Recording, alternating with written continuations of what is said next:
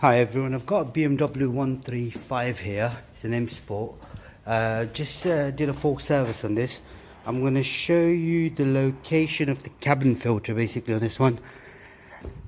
Right, it's underneath the glove compartment, just right there. I've already removed the cover which goes underneath. So the only thing that's holding it is this bit here. That's for the cigarette lighter socket, plug socket. And then you've got two 10 mil screws, which one goes on this side here, right, and then one on the other side right at the end there. So after, just right there and there.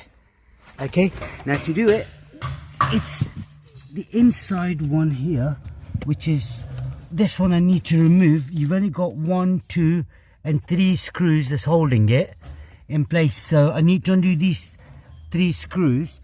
To do that, I'm going to need a T20, one second, just right there. So I'm going to need a T20 Torx, as you can see, and that's it. Once you've undone the 3 screws, take it out, put the new filter in, put everything back together, job done. Thank you very much, goodbye.